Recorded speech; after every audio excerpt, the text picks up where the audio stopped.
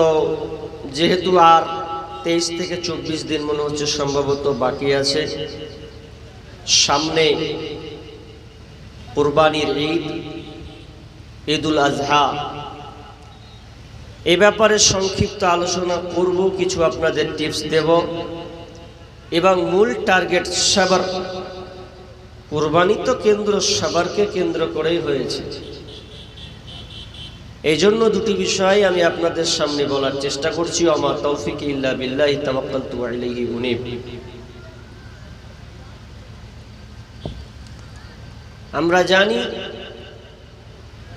প্রতি বছর আমাদের দুটি উৎসব আছে, একটার নাম হচ্ছে ঈদুল ফিতর আর একটা হচ্ছে ঈদুল আজহা। আমরা যাকে সাধারণ ভাষায় বলি রোজার ঈদ পার করেছি, এখন আমাদের আসবে ঈদুল আজহার সামনে। জানি না আমরা কতজন এটা পাবো, আল্লাহু আলাম। না পেলেও অন্তত আমাদেরকে এই বিষয়ে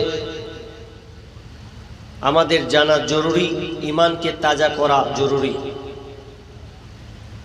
সবার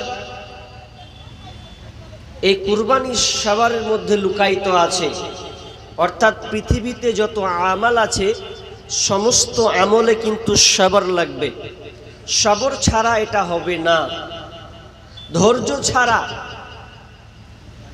এর কোনো আর শান্তি শৃঙ্খলা থাকবে না যদি সবর না থাকে। এই কুরবানি কথাটা বলি, আসলে এই কুরবানিটা শব্দ থেকে গঠিত, যার অর্থ হচ্ছে নৈকট্য হাসিল করা, কাছাকাছি হওয়া। তো কুরবানি আমরা যে দিব, বা অনেকে আমরা ইচ্ছা পোষণ করেছি, আমি একটা ছাগল দিব, আমি একটা গরু দিব, আমি একটা দুম্বা দিব, একটা উট দেব, এটা আশঙ্কা রেখেছি অনেকে। কিন্তু আগে আমাকে ইতিহাস জানতে হবে যে কুরবানিটা কেন দিচ্ছি, কোত্থেকে এলো। আল্লাহ সুবহানাহু ওয়া তাআলা সূরা হাজির 34 নম্বর আয়াত, আল্লাহ সুবহানাহু ওয়া তাআলা বলেন, বিসমিল্লাহির রহমানির রহিম,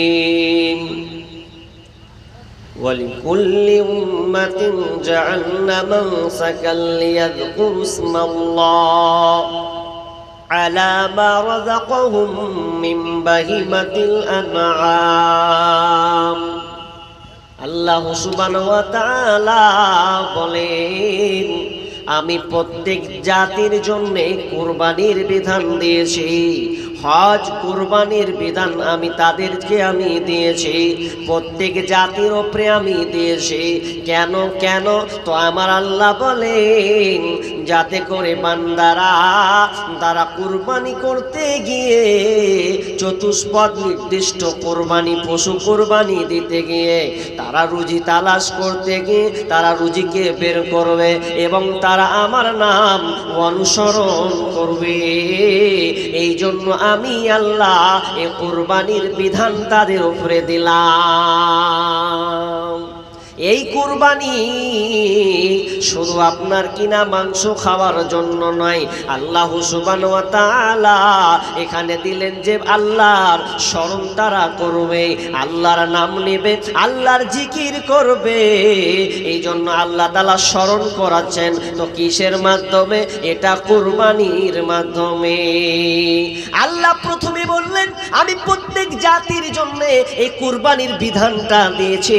তার মানে অত্র আয়াত দ্বারা আমরা বুঝতে পারলাম এটা আল্লাহ সুবহানাহু ওয়া তাআলা শুধু আমাদের উপরে অবতীর্ণ করে নাই, কুরবানির বিধান শুধু